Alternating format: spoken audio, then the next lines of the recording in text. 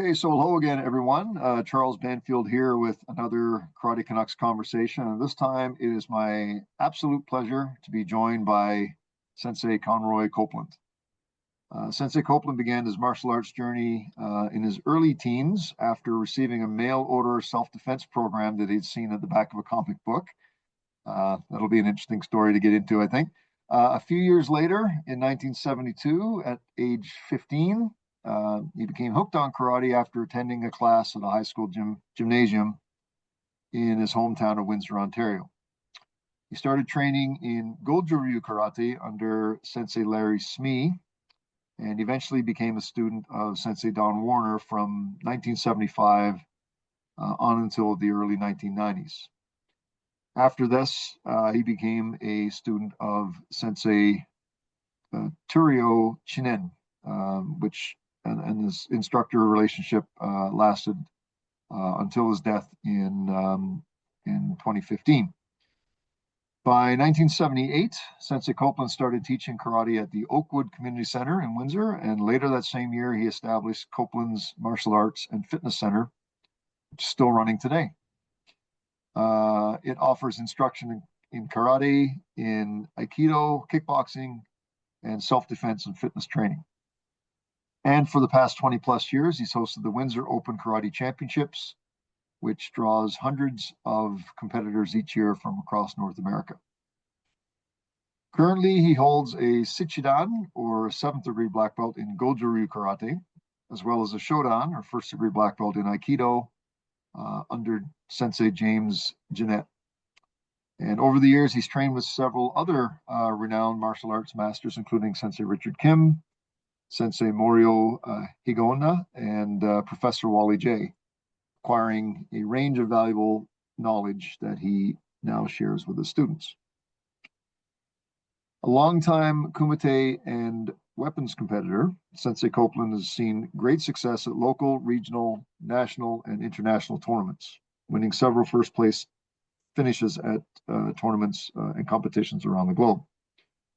This includes being a 6-time gold medalist at the Canadian Open Karate Championships, including in kata in 1989, in kumite in 1990, 93, 96, and in 2000, and in weapons in 1991.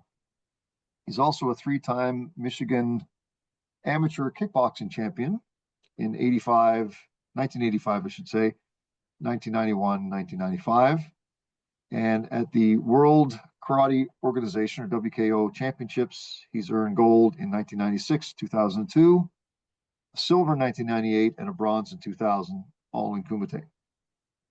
And in 2004, at the young age of 47, he earns a silver medal in kumite at the Ozawa Cup in Las Vegas. Over the years, he's also lent his talents to coaching up-and-coming karate competitors at the provincial and national levels, and several of his students have also had successful competitive careers.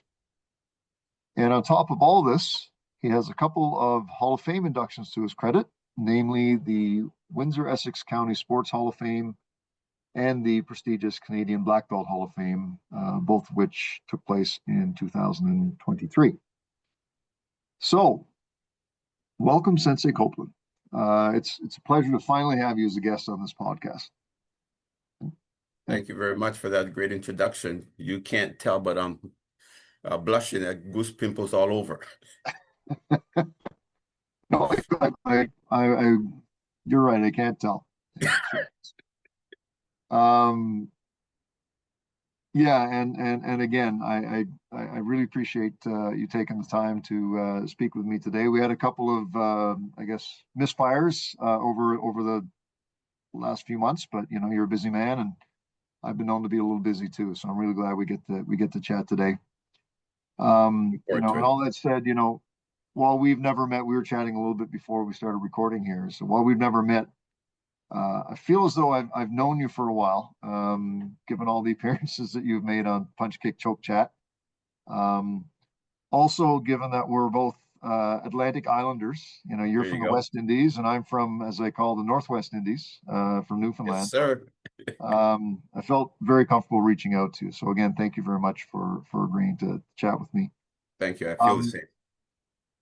so let's start with some general background questions, or questions on your general background. So like things like where are you from, where did you grow up, and what prompted you to start your martial arts journey, and order that manual from the back of a comic book. Well, I'm Jamaican, grade A. Grew up in Grade A. grade A, you got to go grade A. Um, Came to Canada in 66, 67, fairly young.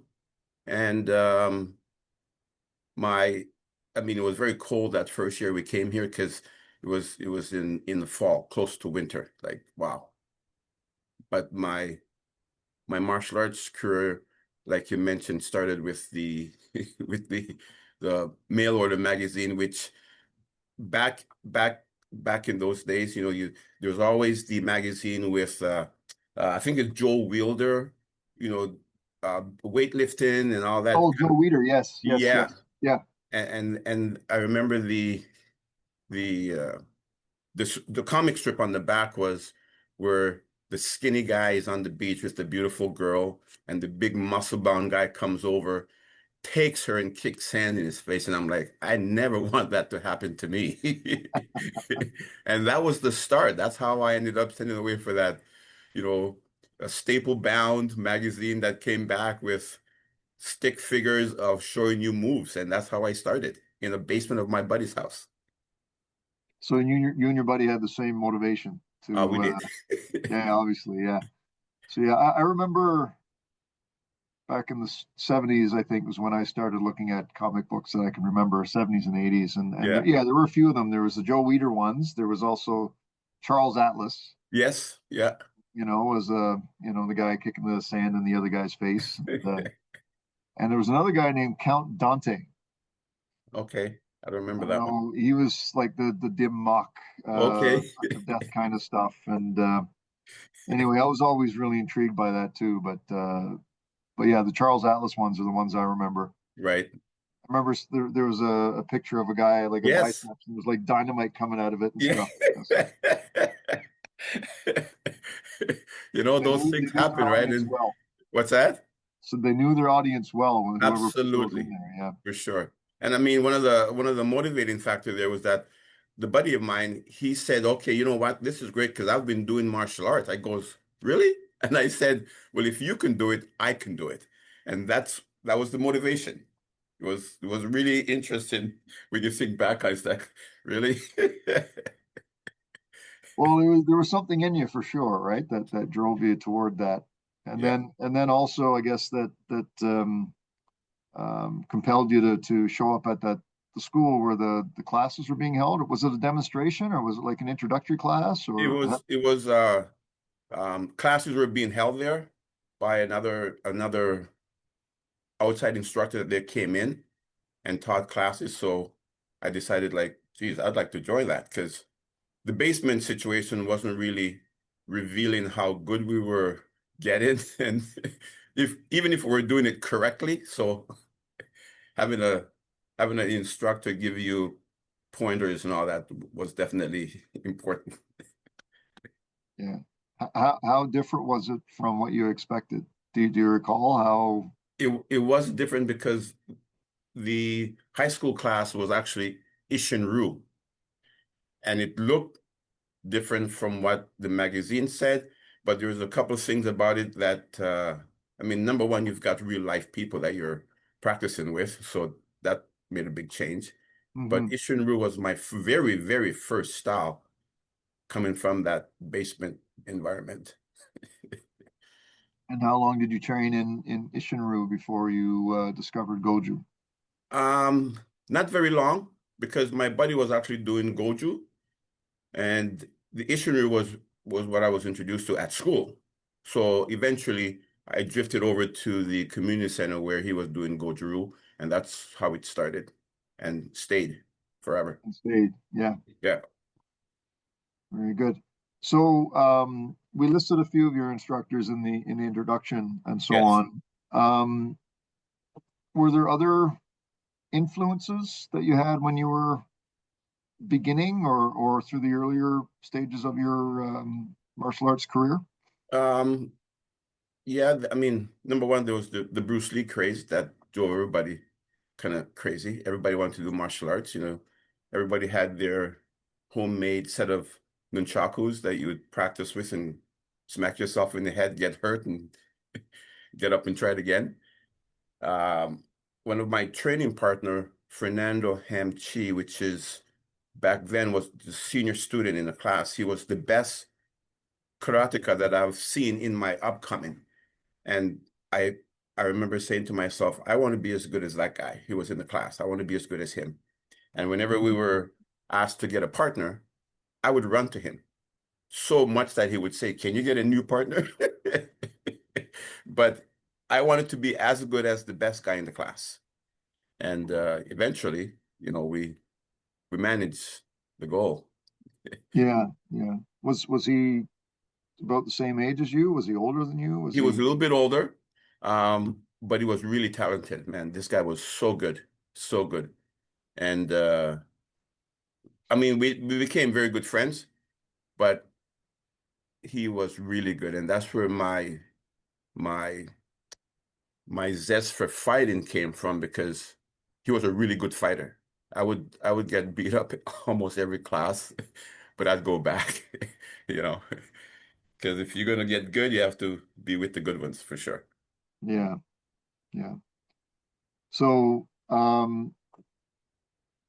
was going to ask you, what was the training like when you first started? It sounds like it was, your standard traditional old school type Oh yeah, we're off. blood and guts kind of rough and tumble.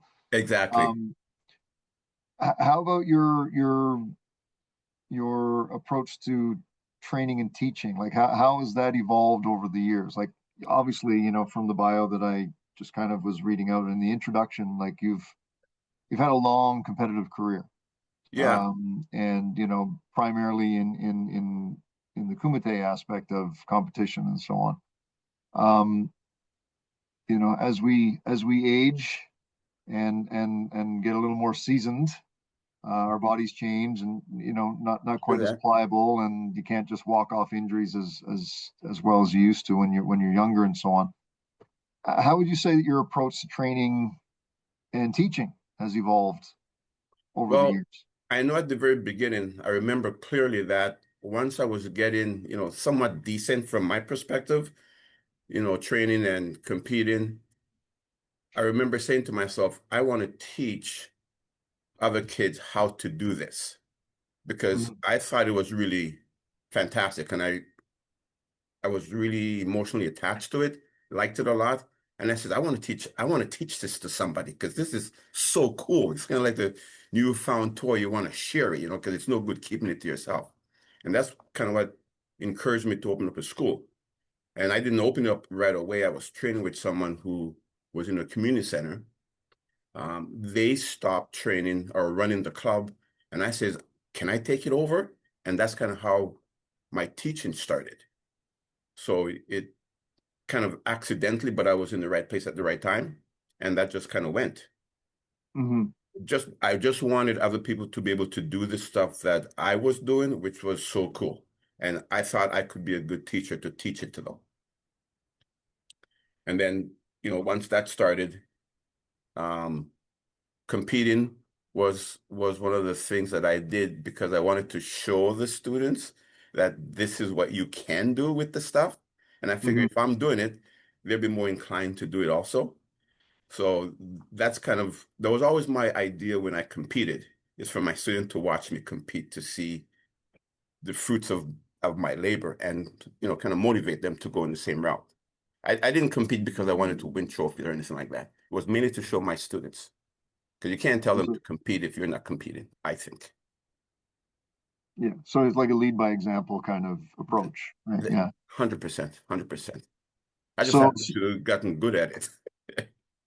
so then the approach then that you take to training and teaching over the years says is it like and I don't want to assume, and correct me if I'm wrong, but back in the 70s when you would start it, everything was kind of hard. It was a hard Yes, style, everything, right? yes, Um, Classes, you'd go through a lot of people, from what I understand. You might start with 50 people, and by the end of 6 months, you'll have maybe 5 left because everybody 100%. else is scared off and that kind of stuff. So, Yes. how have you been able to maintain the intensity of the training but without the brutality, to make it more appealing to children and you Yeah, know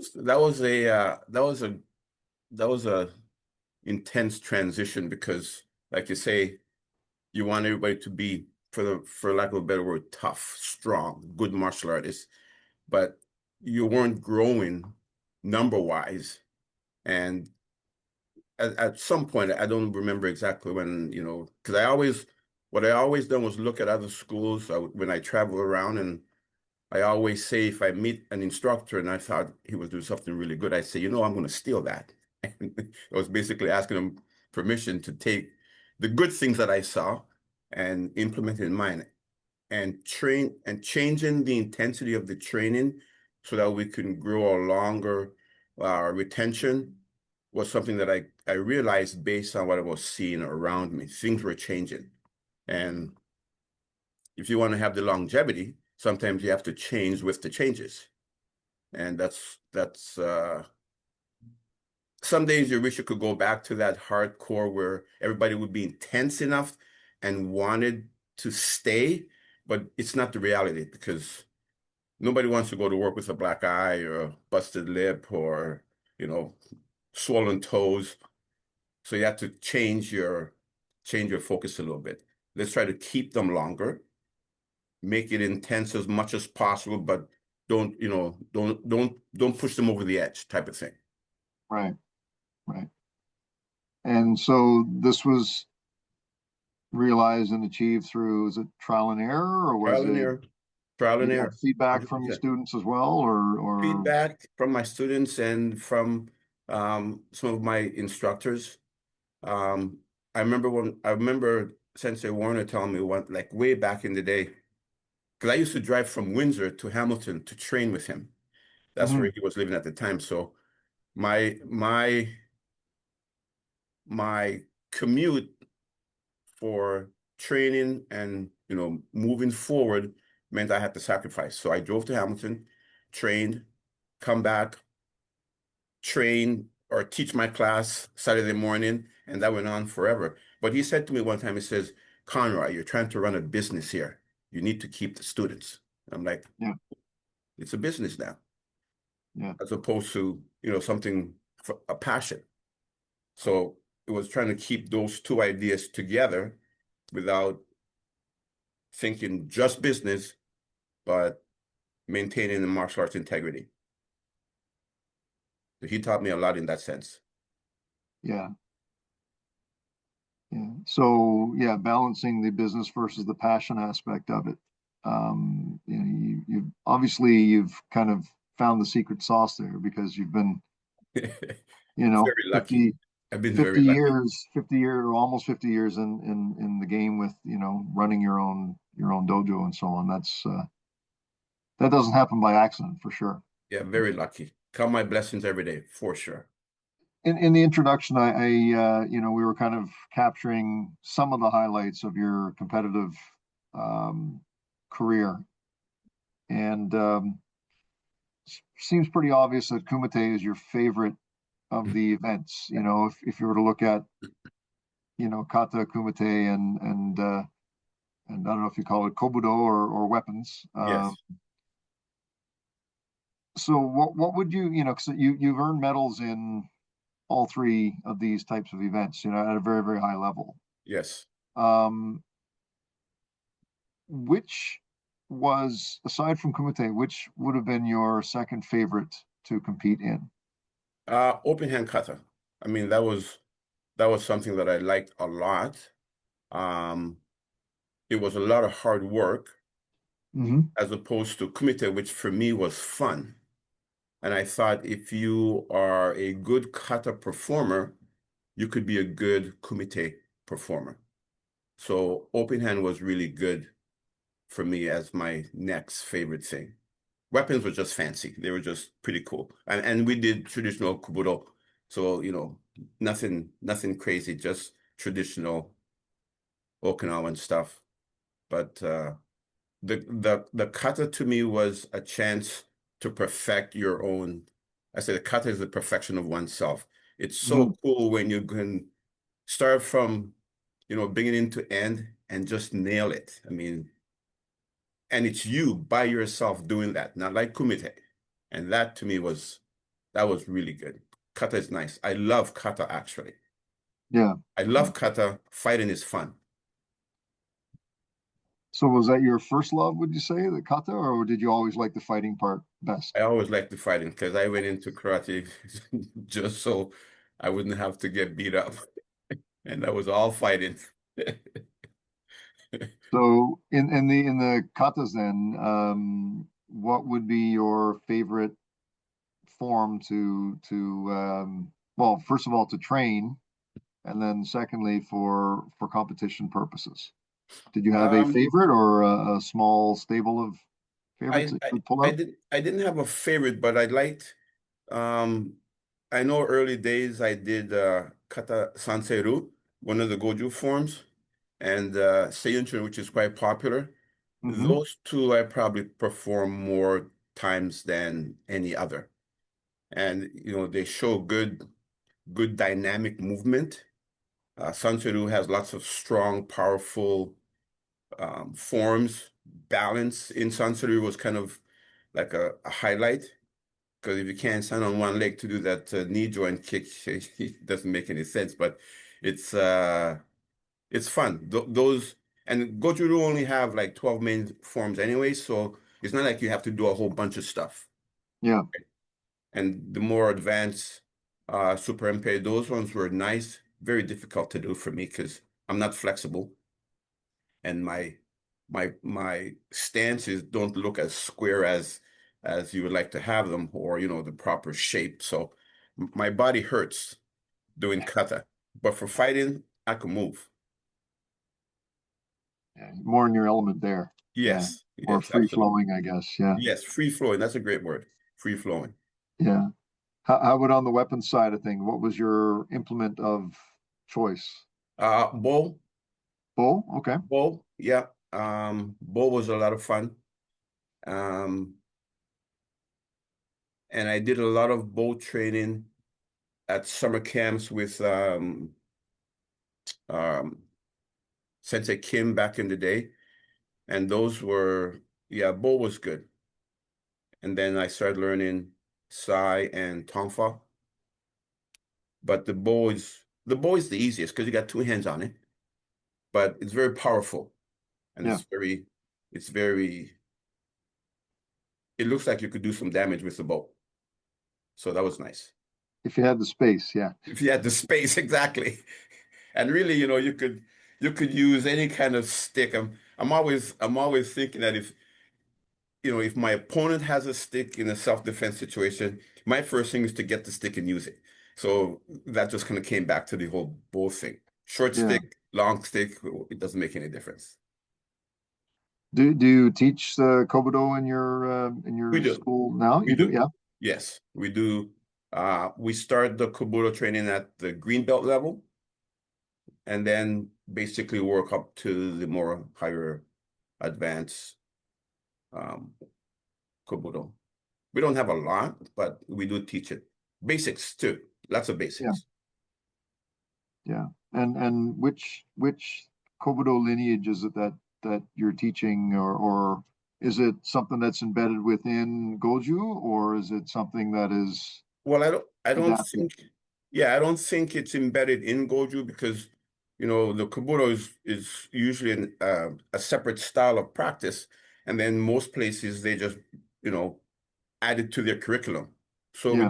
did the Chatanyara, the Chunokun, um, Sakugawa. Sakugawa. So yeah, we don't, I know some of the old school used to say that they do Goju, but Kobudo, but Kobudo is not. part of a lot of styles. It's a separate entity that you can add to your Yeah. open hand style. So I am no history buff by all means, but the basic stuff I understand. Yeah. Yeah. Yeah.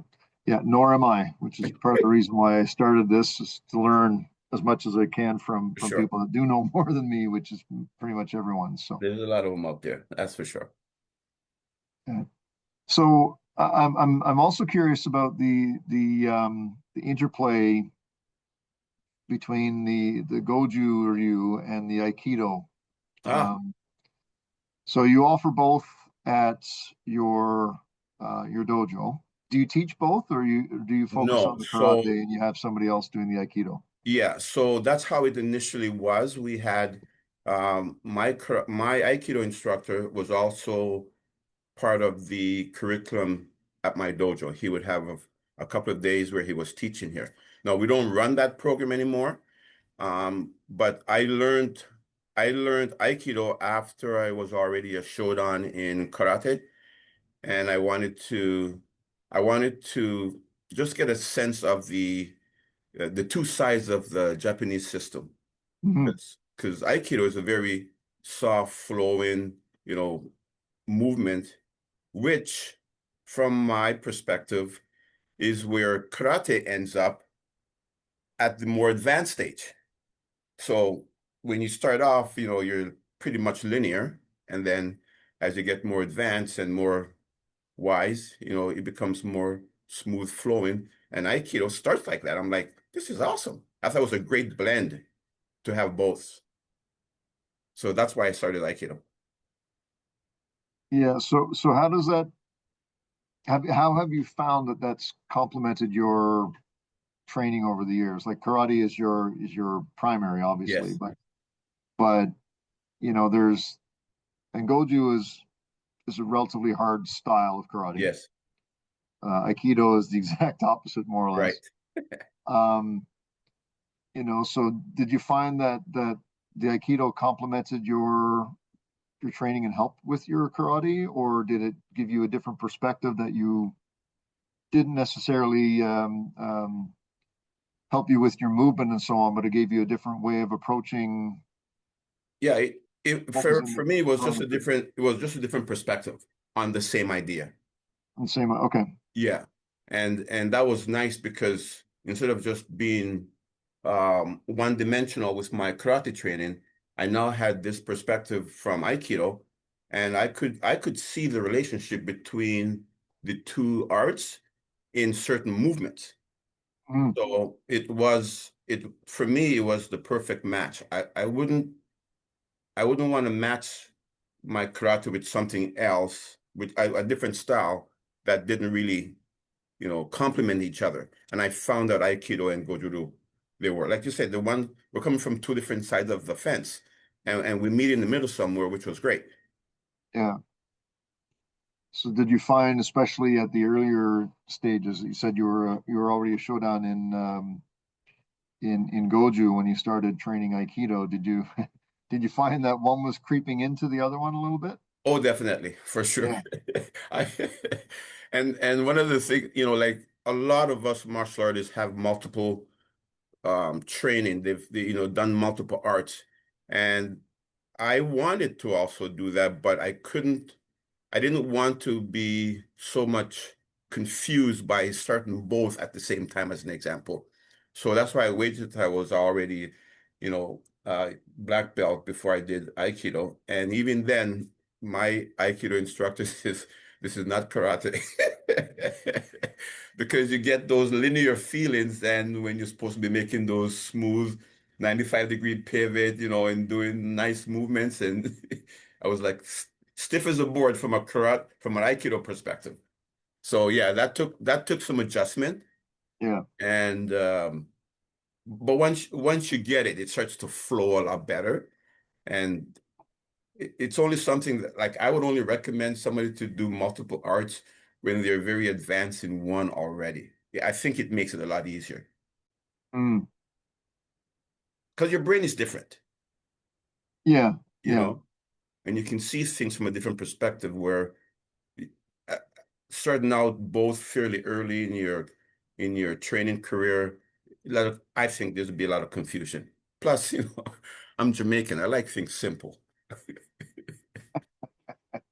Yeah, I'm sure it would be competing in our minds a lot more if you did them both. Going through the fundamental stages in both of them at the Right. same time, it would easily to get confused. Yeah, yeah. I remember when I interviewed Sensei Borkowski, and he talked about we were talking about cross training Hmm. and learning different systems or different styles or different arts altogether. And he said, each one is like a slice of Swiss cheese, right? They have holes in them. You lay another one on top, and some of the holes get Sure. partially filled or completely. So you need to keep adding layers, right? That's a great analogy. I love it. I've been using it. Plus, as a fan of cheese, I've been using Yeah. that one a lot over the years because it's a really really good way of looking at it. Oh, So for sure. Absolutely. yeah. So my next question I was going to ask you here is, what are your thoughts on cross training different martial arts in general? But I assume you are in favor of them, Hmm. of it, especially given the training that you've done with Professor Jay and Sensei Kim and others.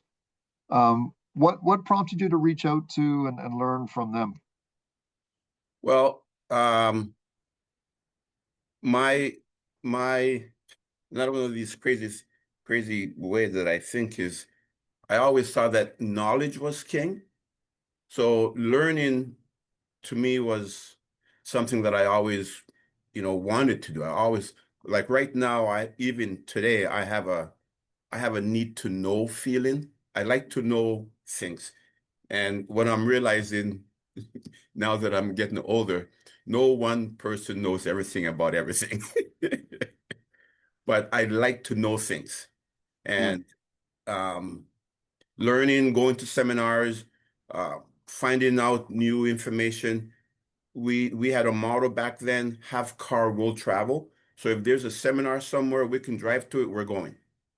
yeah, And you run into so many different perspectives from seminars, and then you can add to it, don't use it at all, but you have to be exposed to it, and the only way to be exposed to it is to go. And my teacher back in the day never restricted us from learning. So yeah, it was just one of those things. If there was a seminar training somewhere that worked in my schedule, I would go to it for sure. yeah. So what would have been the time frame then that, say, you were training with Sensei Kim, Ti- attending the seminars and so on? yeah, time frames is always one of my downfall. Um, it Was it yeah, early on in your career, or was yeah, it when you were already fairly established? early, and I was already fairly established, but still had lots of connections with, all these different instructors. We did a summer camp in Guelph for I don't know how many years. We'd be there for a week training, and that was something that the Sensei Kim's organization would have. They would bring in lots of different instructors. I've gone out to California to do training out there for a week, and it was just one of those early days, not so much early. I was already running a dojo, but I needed to accumulate information so that I can have it accessible and be able to provide my students with new information. Mhm. So you had to go get it. And similarly with Professor J, Yes. He would would have he would been come into town for seminars and we would go.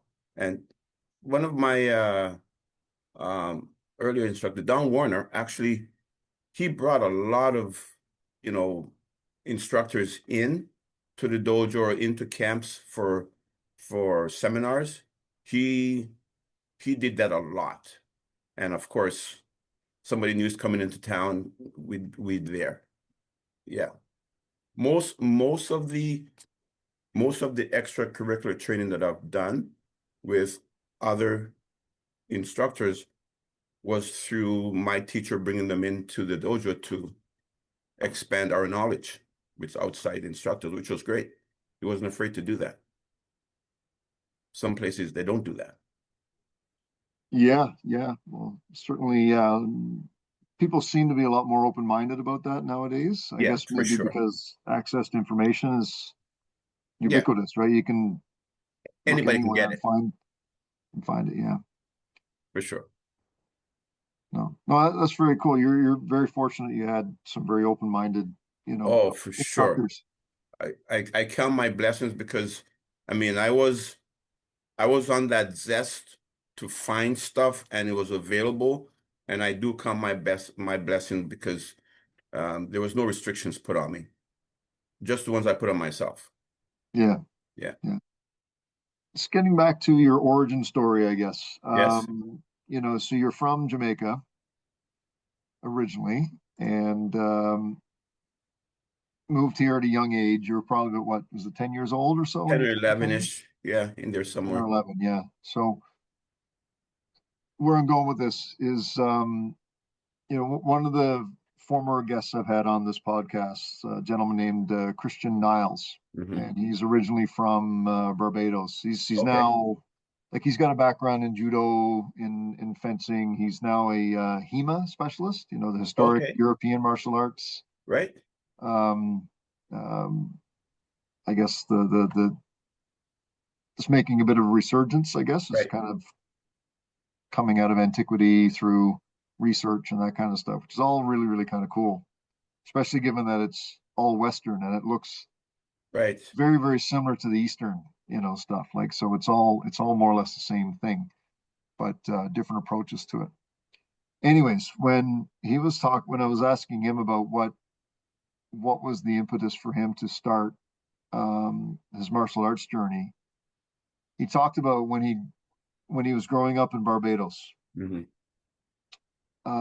He decided to take up fencing out of a need for self-defense. And he said that, and this was completely new to me. He said there's a tradition of sword fighting in Barbados. It's known as stick licking, I think is what it's called. Oh, So they okay. practice with wooden, implements and so on, but ultimately you graduate to something with a blade. It could be a Right. machete, it could be an old saber, it could be, whatever, right? And apparently this tradition in some circles, it still exists in Barbados as a kind of an old timey way of Right. settling disputes and so on, right? And I know similar traditions exist in other places in the Caribbean, Hmm. like Trinidad and Tobago, Puerto Rico, and places like that. Is there an indigenous fighting tradition in Jamaica that would have been exposed to, or whether it's with weapons or Yeah. without? No, not to my knowledge. All I know is that if there's dispute, you try to settle it with fisticuffs and then Right. move on. But not to my knowledge. Not that there isn't, because um, we lived up in the mountains more or less, and little skirmishes was just regular neighborhood kids doing crazy things, but Yeah. nothing to that extent. Okay. So it's more of a rural type of this is how you do it. You didn't want to rely on any kind of Yeah, arbitrator. You just kind of go ahead and you do it yourself. Okay, that makes survival of the makes sense. fittest. Yeah, yeah. No, I was curious, and again, like I said, I was surprised when Yeah, when he talked about that in Barbados, and you learn about other places that have it. Another person that I had interviewed, he's from Ireland, and he was talking about a stick fighting tradition that was brought to Newfoundland by a family, the Doyle family, oh, and it was kind of incubated in Newfoundland for about 200 years. It had wow. died out in Ireland, Hmm. but there's one family that kept it alive, and now it's proliferating around the world Wow, again now. that's Uh, kind of cool. but there's seems to be these traditions in most cultures. They have some Yeah, kind of like a fighting tradition, whether it's empty-handed or with an right. implement or. whatever, a stick of some sort. But My knowledge of, how should we say, classical fighting all happened when I came to Canada. Stick mm, fighting, Arnis, like I really love that sport too. Did a little bit of that. yeah, But boxing and the martial arts, all that came from moving into Canada and being exposed to all these other sources. Yeah. In Jamaica, we're just trying to survive day to day. No time for foolishness. are there any kind of traditions though of like settling things? Whether it's not like getting machetes and hacking at each other, but you No, know, no, we if there was a dispute, we'd set a time and place where we're going to meet and settle it. okay, And then we settled it and then we moved on. Yeah. There was none of this carrying on for days and stuff like I'll meet you at 3 o'clock down, in the clearing, and then we fight it out and then it's done. get it over with. Yeah, Get it over with. Absolutely. yeah. So one of the things I've noticed is that several of the higher ranking martial artists that I've interviewed, and same goes with Punch Kick Choke Chat and some of the Mm, other podcasts, um, people that they've interviewed they're either immigrants to Canada hmm. or first generation Canadians. So yourself, obviously an immigrant, Sensei Yes. Molesky, Sensei Borkowski, Sensei Saray, and I'm sure there are others that I'm not coming to mind Hmm. right now, but those are top of mind. As somebody who immigrated to Canada at a young age, do you think that there's a connection between certain minority um, communities and an affiliation for or an affinity for the martial arts, or is that Huh. something that you haven't really noted before? I haven't really noted that, but the fact that you mentioned that, you know, no stats to uphold, but it because of what the martial art is supposed to do for you as an individual, the confidence and the self-defense aspect. Being Hmm. an immigrant in your new country, you want to feel somewhat comfortable. And why not turn to something like that? So I don't know if you can point to any one demographic, but in itself, it could be quite beneficial, when you think about it. And the benefits of having martial arts skill, the knowledge of it in a strange new land. Hmm. So, what about the community aspect of it, though? Do you think it was a way or is a way of creating a new community?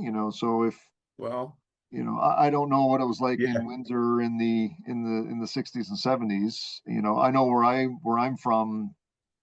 It's still, even to this day, it's relatively homogenous, right? Like everybody Mhm. looks like me, and the big Yeah. difference is which church you went to, right? Right, right. I don't know if there what the demographic makeup was in Windsor versus elsewhere, but I would assume that as a black family moving in there, you probably would have been in the minority at the Oh, time. So definitely we were for sure. And I'm thinking back in the early days there, it was something that would have been a consideration. So yeah, I think the community, might have been something that we were looking for, not deliberately, but being, like I said, being in a strange land, you wanna feel as comfortable as possible. Martial arts was a great way to do that. And I remember in my early classes, um, it wasn't so much more of a minority class, but there was a big mix of people training from the neighborhood or from right, around. So um, one way to integrate with everybody else is to do something that everybody else is doing. And yeah, and that's kind of where I was going with that yeah, question. Was it like you said, maybe it wasn't an overt intentional Right. effort to create a community, but it's an effective way to join a community. Well, like you said, when you have a diverse group that's kind of For sure. anchored by the same thing. So Like my friend Fernando, he's Asian. mm, And I'm a black guy, and we became really, really good friends. And like I said, he was the guy that I ran to all the time so that I can, improve my skills. And he got tired of me running over to him, give somebody else a chance. But still, it was one of those types of groups. Yeah, it was all kinds of people in our classes for sure. Yeah. And the majority of them, now that I think of it, were, like you said, either first generation Canadian or immigrants. For sure. yeah, I'm just thinking of all the guys' names and they were all like European names or yeah, absolutely. That's very interesting. yeah, a lot of I would say around the Toronto area, a lot of Italian names, a lot of Wow. Polish and Slavic Yeah, names, and yeah, yeah. Europeans. That is true. I never even thought, I never even had that perspective before till just now. hmm hmm Yeah, I guess as a white guy from a homogenous place moving into a very multicultural place, the little things that I pick up on, I guess that Yeah. seem to be normal to others, right? But yeah, it's something that always kind of fascinated me. Like my instructor, it's a gentleman named Romaldo Ferri, Okay. and he immigrated here from Italy with his family many, many, many years ago when he was just a baby. Um, but again, like there's a lot of Italian, very high-ranking Italian, karateka in this Yes. area, right? Same Yes. thing with there's a lot of high-ranking people of Persian descent. Mm. Well, Yeah. not as many guys that look like me and Yeah. have the similar heritage, right? And and Sure. and I've always wondered why that was, and but Huh. it's See, for some guys, but not martial arts a good bond. yeah, Yeah. maybe. Anyway, something else to ponder a little further, maybe for a conversation over a barley sandwich or two. So, Absolutely. So many great nuggets this morning. oh, for hey, that's what I try to do. So, Yes, yes. tickle our brains and other people's as well. Um, so you brought up Bruce Lee earlier, Right. like the Bruce Lee craze, I guess, as a influence on your way of thinking toward maybe getting involved in a martial art and so on. Um, it made me think about something that I'd heard somebody else say. So there's a fellow named Joey Diaz. He's a Okay. he's an American comedian of Cuban heritage, right? Okay. And he's got a background in martial arts. When he was a kid, he started taking karate, and now he trains in BJJ. He's a good friend of Joe Rogan. Okay. So amazing storyteller, this guy. Yeah. But anyway, what he talks about Bruce Lee back in the 70s, the Bruce Lee effect in the 60s and 70s, and that Hmm. even for him as a Cuban immigrant or first generation Cuban, first generation American, I guess, of Yeah. Cuban descent. I'm not exactly sure. Uh, he would talk about how Bruce Lee was like a source of pride for people that were minorities. Right. Yeah. Not just people of Asian descent. Right. Right? Sure. So did that resonate with you as well? Like he was this guy who was a non-white guy Yeah. who had all this fame and power and skill set and whatever else. Did that resonate with you as much as somebody who is also of a different minority, different Yeah, ethnic? it did. I don't think it did at the time from, just trying to remember back exactly. But the fascinating thing was, how does he do that? Why is he so quick? Like, how can you make those moves? Move the body like this. It wasn't really, from the minority point of view. It was just that guy's good. We want to do all that. I want to learn all of that stuff. Mm-hmm. we're probably too busy just trying to develop good fighting techniques than to look at it from a broader picture. So yeah, that wasn't really a thing at the time. Mind you, there was lots of, minority type things happening, prejudice and, all that going on. But um, for us, just trying to learn how to be good technician, how to be good fighters, really, because I mean, that was the main impetus for trying to do this stuff is learn to be a good fighter. That way you can protect yourself from whoever, right? Yeah. And what about the fact that he was not a big guy, but he was able That, to beat up all the big guys that was and even so on? better. because because myself personally, I'm very small, and I pride myself in the fact that you don't have to be big. I mean, the perfect example. He is the smallest person that you run into. He's only this wide, but he gives you that impression that you don't have to be big to be good. Hmm. And that was definitely, probably a bigger, motivation to just do it. We always say if you're small, you're faster. And if you're big, you make a louder sound when you hit the ground. So yeah, And you're that bigger, you was carry around more targets, I guess. Eh? absolutely, shouldn't be able to miss that thing. Do you have a favorite or a proudest martial arts moment or achievement? Um, well, I've been really fortunate, I've been I've been to Japan many times. I've competed in Japan. I've won in Japan, in Europe, and of course in the United States.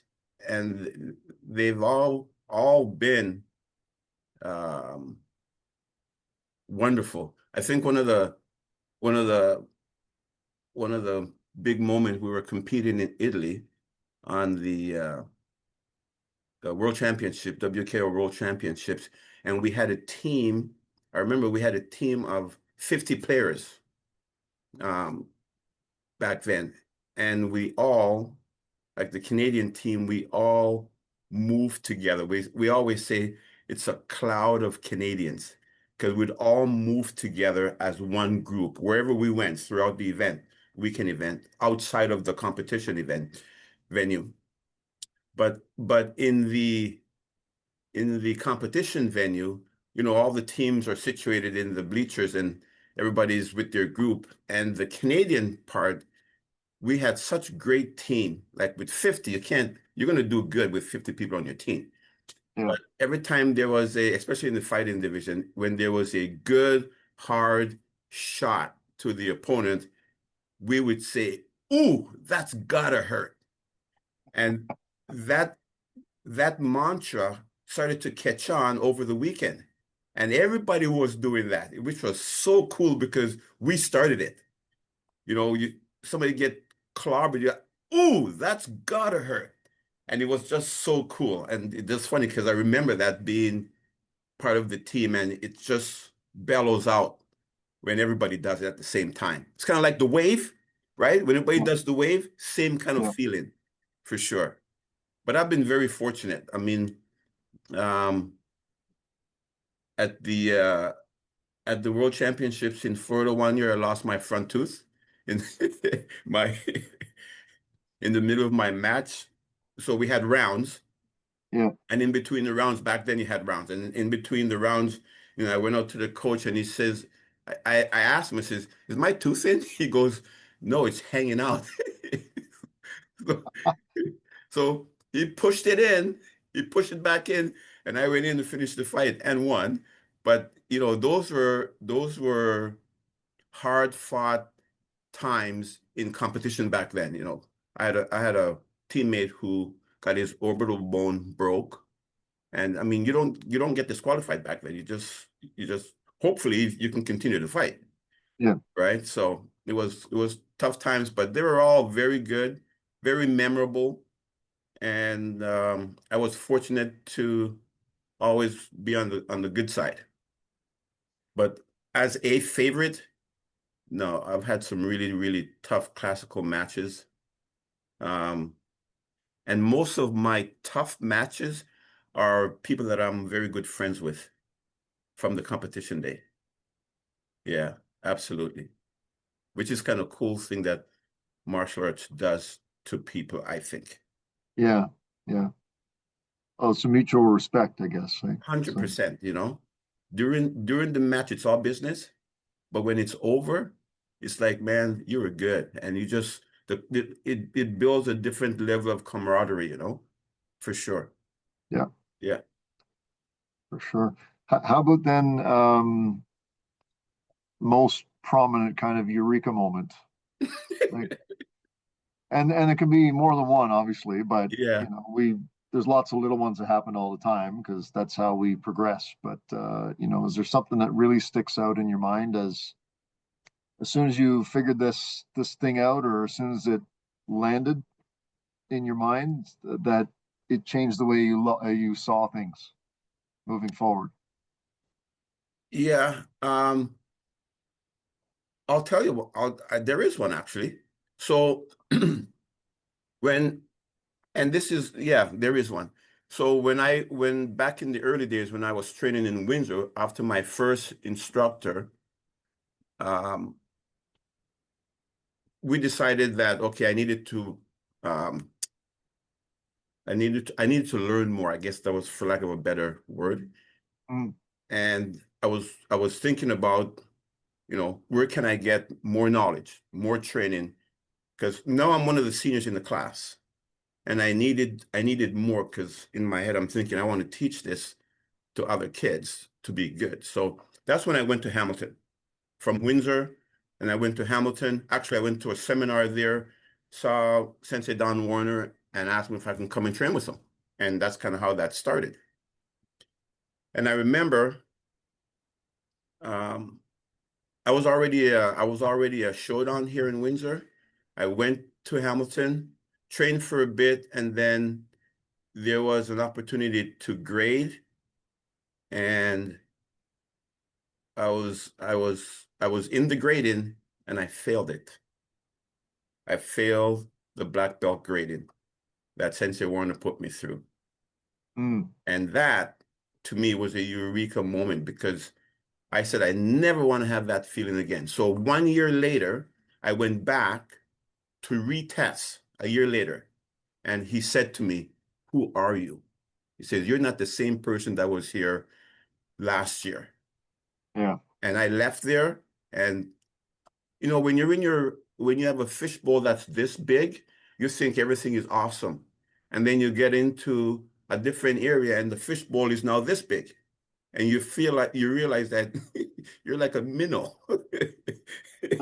You're going to get eaten up. But that was a moment that, and I still relate that to my students today, that um, when things happen, if you have two options, really, you can either pack up and go home, or you can get down to work. Your choice. It is yeah, really your choice. Yeah. So that was a big moment for me. yeah. Very, very eye-opening. I was very So surprised. so the realization that there's levels to this, right? It's not Oh, just as good as you think you are. There's always you're, more levels. Yeah, you're never as good as you think you are. And for some reason, we don't think about that all the time. I know that people don't think the same way we think, but yeah, when you are when you are the best in your fish pond, there's a bigger fish pond out there for sure. yeah. Big fish, small pond Oh, versus yeah, exactly. yeah. Exactly. So here's a question I like to ask as many people as I can. What does a showdown mean to you as somebody who has a couple of them? Yeah. That, for the most part, it means you've put in the sweat, the blood, sweat, and tears to decide if you're going to continue on the journey or not. When you get to that level, this is where you decide, are you going to continue to travel this path? Because once you have it, you have it. But to continue on, I mean, white belts, yellow belts, orange belts, they don't have to make that decision at that stage because, it kind of comes and goes. But if you've gone that far enough where you can achieve the rank of a Shodan, you can now be seriously thinking about, do I want to continue this based on what you've done, not knowing what's ahead, but at least it kind of gives you the sense that, well, you're somewhat prepared for the journey that's beyond. You just get ready. If you're gonna Yeah. go, you're partially ready. So when you say prepared, do you mean mostly, because it's always going to be a blend of physical and mental, right? Right? And Yes. emotional. So do you mean mostly physically ready to proceed or mostly mentally ready I to? think both. I think both. Because what you've just gone through wasn't that easy. And what you're about to go through is not going to be easier than what you've just done. So Mhm. yeah, mentally and physically. 'Cause everything else from that point is going to be a surprise. And you have to be Right. mentally and physically prepared for it. So given the mental and I guess with that comes emotional aspect of it, do you feel there should be a minimum age to achieve a showdown rank? I do. And unfortunately, I do actually. Yes. Uh, so depending on where you are, like if you're if you're if you're if you're in an environment where there's lots of motor vehicles, whether they be, doom buggies or tractors or whatever, and my son is been around these things for so long, he will eventually know how to drive a doom buggy or a tractor or, these motorized vehicles. Mhm. But he's 10. And there's no way that he would be functioning the same way on a 4-lane highway because he knows how to drive a tractor. So he can move my car from the end of the parking lot, end of the driveway to up by the house. But 4-lane traffic, so no, Mhm. he's not ready. So you need to be I think you should be at a certain age to accumulate that level because there's mental, physical, and emotional ingredients that has to be at a certain maturity level. Now, mind you, I've seen some really talented young, you know, karatekas wearing black belts, and I mean they were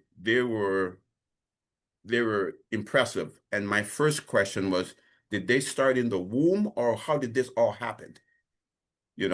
But yes, I think there should be a certain age limit. Yeah. So even if somebody is really physically gifted and can, you know, look the part with great proficiency, but maybe they don't have the not fully baked maybe in the emotional department. Yes. Do they get a showdown or do they have to wait? Well, they should have to wait. And the problem is because there's a couple of things. Number one, they should have to wait to mature with the physical skill that they have. Mm, This is only my perspective. Number two is we don't always let them wait because mentally they're not ready for the patience of the training. And then because they are skilled, and maybe feel that they should be promoted, mentally, they don't understand that there is maturity that comes with that skill. So sometimes we promote them to keep them. And that always is something that doesn't always pay off because they end up leaving anyways. So, so you're just like, ugh.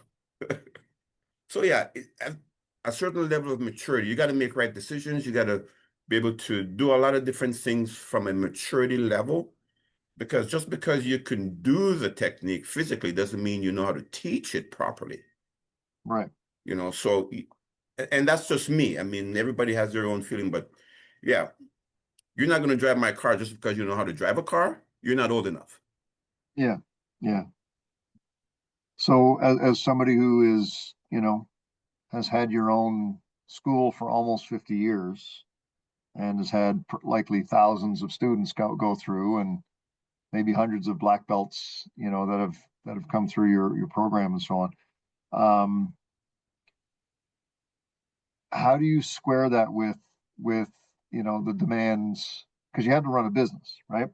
Like you Yeah. said before, and so you had to square the demands of the customers, if you will, oftentimes the parents of the students that Yeah. you have, with the reality of, do they have it or do they not have it? With the reality of you're not ready. Well, yeah, that's what I mean, right? Yeah. So and I know there's no one answer to this, because I've witnessed it myself, through some of the schools that I've trained in and so on. There's always this demand, Hmm. and it's kind of a trade-off. It's like, do I let this one go Hmm. just to shut them up, or just to, Yeah. knowing that they're going to leave, maybe that's the incentive for them to leave. Yeah. Like, how do you have a methodology for making that call, or do you just? Yeah. It's for me, one of the things that we have I have heard through the grapevine that there's a reputation of our school that it takes a long time to get graded for any level. So Yeah, people say that about us. yeah. And it's not something that I think about doing, but it's my belief. Like my teacher is very, Teruo Chinen, which I spent a lot of time with, he's very, he's very hardcore, but he's technically savvy. I mean, like the guy is like unbelievable. So either you can do it or you can't do it. And if you can't do it, then he says more training, or he says you fit one more time. Yeah, It's been 5 years, one more time. So I haven't, I ha to my credit, and I will personally pat myself on the back, I haven't sold out to that yet. And when a parent says to me, he's been here for a while, and I says, yes, but he's almost there. He's almost there, just, and I have lost students who have failed their grading because I fail people. Either you yeah. pass or I fail them.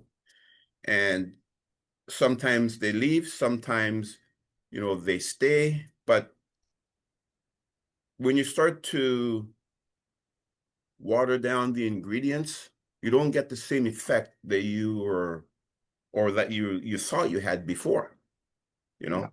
And for me, I haven't even though it from a let's say it had cost me a few students, it still hasn't been anything that I've thought of changing. Yeah, that'll always be number one. I'm not selling out. And the reason is my name's attached to it. Yeah. 100%. I don't care if I ended up with 10 students, they'll be really, really good.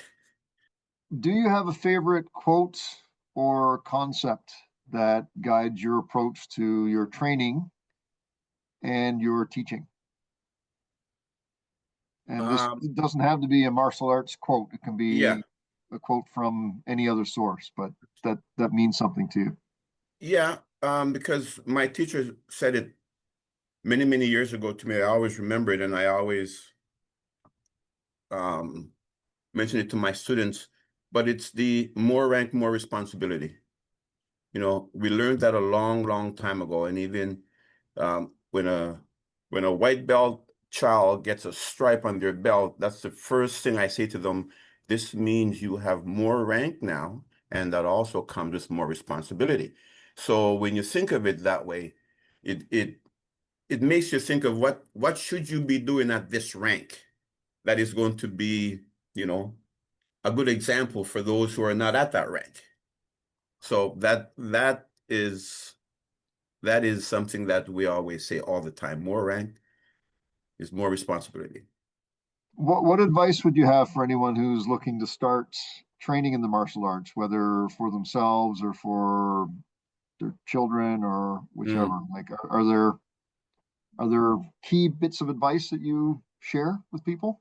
I would say number one, If you've decided that I want to put my child in martial arts, interview the instructor, visit the school, and get the vibe, because not all environments fits what you need for your particular child. And in our case, if somebody is calling to make an appointment, we interview every parent with their child and without their child before they're enrolled. You know, they say one bad apple can spoil the whole bunch. Well, you know what you have. You Yeah. need to know what you're getting. Yeah. And the interview, to me, is one of the best way to find that out. I mean, It's great. Yeah. the parents have to come in and make sure they like the environment, they like the person out there who's going to be teaching their kid and influencing their child. So yeah, definitely check them out and then decide. And then decide. Any red flags to watch out for that you've seen? Well, yeah. If you're if you're investigating where to bring your child from martial arts lesson, and you know your first step in the door, they sign you up, that to me is a little premature. Right. I'm just saying, why is it that important that you sign them up? They haven't even done anything yet. You don't even know if you're gonna like them. Yeah. I talk to parents that says, your child has to like me as the instructor, and I have to like him. If we don't like each other, this is not the place. It's So not going to work out. Yeah. what's that? So if you don't like each other, it's not going to work out. So yeah, may as Absolutely, well. for sure, you know. So Yeah. yeah, it's just those things, you know. Um, take the car for a test ride before you buy it. The price doesn't have, if the price is fantastic, still doesn't mean it's going to be a good riding car, Yes. you know. So that's what I would suggest. Okay. So things like pit bulls in the front lobby and stuff like that, maybe those are kind of obvious, I guess, Well, it maybe. depends on the neighborhood you're in. Well, You might want to have a pit bull in the front lobby. yeah, well, or try another neighborhood perhaps, but Time to move, honey. Oh my Lord. Uh, so looking back over over 50 years yes, of your martial arts career to date, um, crazy. if you could do it all over again, is there anything that you would do differently, or is there anything that you know now that you wish you'd known earlier than now? Well, I think I think for sure I would start earlier, because really I started late in most cases. I have kids who are 6 years old. I mean, at some places they start them younger, but Hmm. at least at 6. Not that I would start at 6, but I would definitely start earlier than, because I was in my, yeah, 10, 11 when I started. No, no, even a little bit older than that actually. So yeah, that's late, you know. So definitely I would like to start earlier. I couldn't afford it. Parents was not going to give you, you know, what do you call it? What do you call when you have extra funds sitting at the side there? We didn't have extra funds for me to go do martial arts, not with Yeah. 7 kids, you know. So, um, but I think one more, I would be more, I would try to be more conscientious about the way I was training back then, because I know more now. I'm smarter now, more mature now. Where back then it was just, just brawn, just be the toughest you can, go as hard as you can. And yeah, I think I wish the smarter me now would have been that guy back then.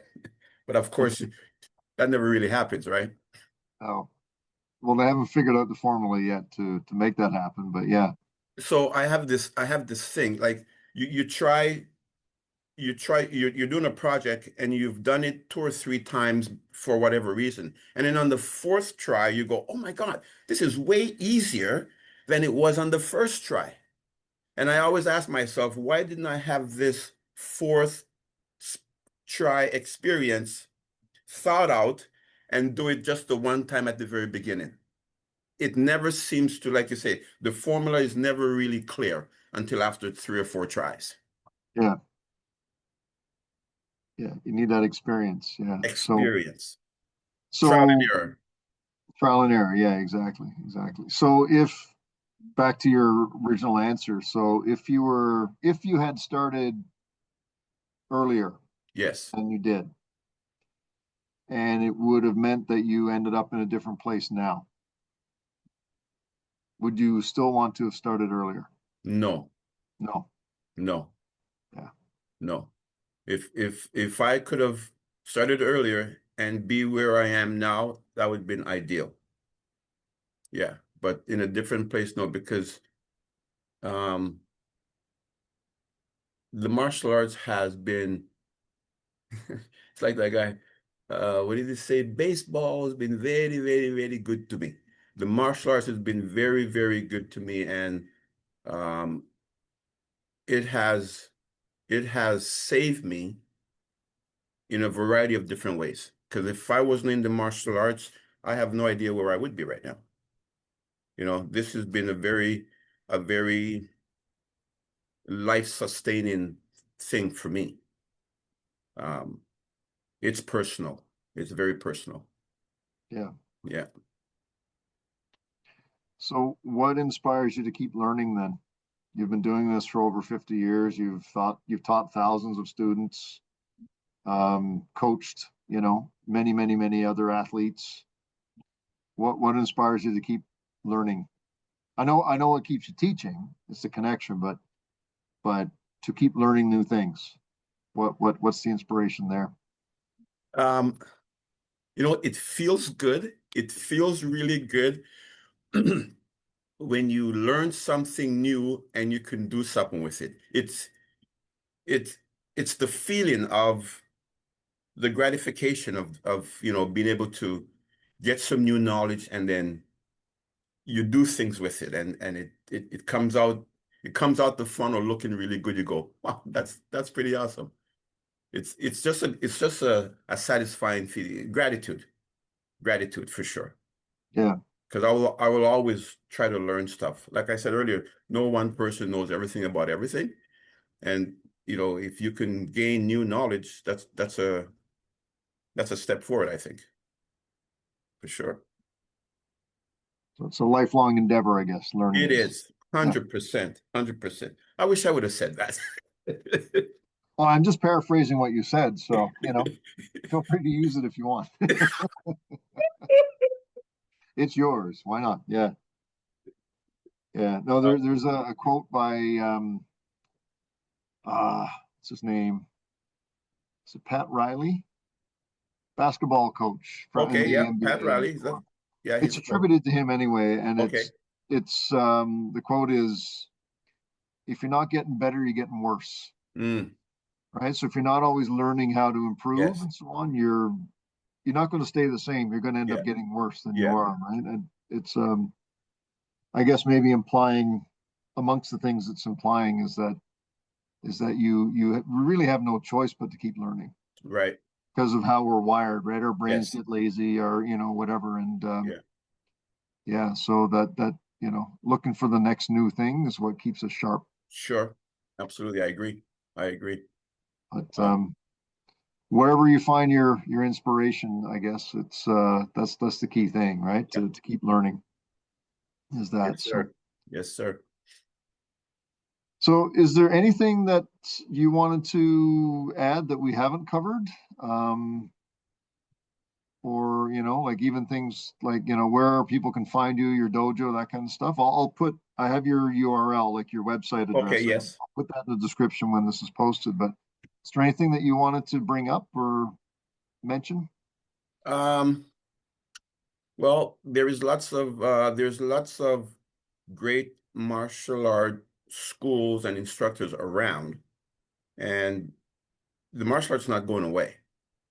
And I think the way things are now, generally speaking, in society, one of the biggest thing that we have that could help put people in the right perspective, I think, is martial arts, because it has so many benefits.